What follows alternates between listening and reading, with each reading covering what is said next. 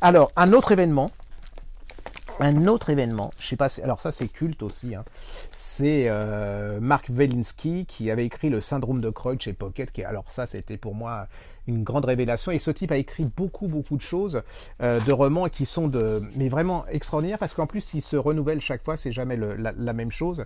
Il avait écrit le secret de David Sander qui était absolument, et Bleu Velasquez qui était absolument une merveille, et je comprends pas d'ailleurs que ça soit pas encore en livre de poche. C'était aussi chez une maison d'édition, une jeune maison d'édition qui s'appelait Daphnis et Chloé, qui a beaucoup de découvertes. Et là, alors je me disais, pour faire mieux que ça, c'est pas possible.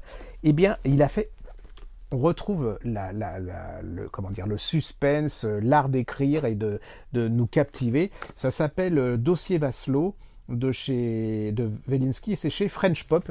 Si vous voyez des livres de chez French Pop, c'est vraiment une très très bonne édition, avec des choses originales un peu différentes. C'est une petite maison d'édition, mais dans le bon sens du terme, où il y a beaucoup d'originalité, de recherche, où on peut se mettre en danger. D'ailleurs, ils se mettent beaucoup en danger parce que c'est pas évident. Dossier Vasselot, c'est très simple, hein. C'est une jeune femme qui est... tout va bien, hein. Elle est chasseur de tête. Elle réussit sa vie, son mari, tout va bien, il n'y a pas de problème. Puis un jour, il y a un PDG d'une entreprise, hein, Vasselot, qui vient d'avoir une grande entreprise de luxe, et qui lui dit, écoutez, il va falloir que vous coachiez une de ma responsable financière, parce qu'elle ne va pas bien du tout. Elle est en train de faire un burn-out, et on voudrait bien la garder.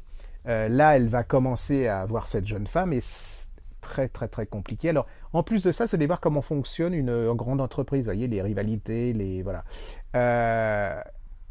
Je peux pas, je vous la fais vite, hein, mais c'est un suspense d'enfer. Et cette jeune femme, elle va mourir. Elle va, soi-disant, se suicider. Mais est-ce un suicide, n'est-ce pas un suicide? Qui est responsable? Et puis en plus, il y a un problème, c'est-à-dire que elle rencontre le père de cette jeune femme, et elle se rend compte que la photo du père n'est pas celle de la jeune femme qu'elle a rencontrée. Vous voyez, donc qui a-t-elle soigné? Et puis, il va arriver un truc, alors, extraordinaire, c'est qu'elle va coacher quelqu'un de très particulier, qui va l'aider à résoudre cette enquête. C'est un monsieur que vous connaissez tous, qui a une situation très importante en France, et qui va vous... Je ne vous le dirai pas. Ben non, je vous le dirai pas. Non, mais non. Vous voulez que je vous le dise?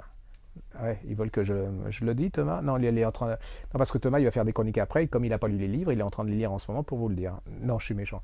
Et bon, allez, je vous le dis, c'est Emmanuel Macron qui va vous aider, et qui va l'aider à résoudre l'énigme de ce meurtre ou suicide. On ne sait pas, et vous allez voir, ça va être beaucoup plus compliqué que ça, parce qu'il va y avoir l'État chinois qui va venir...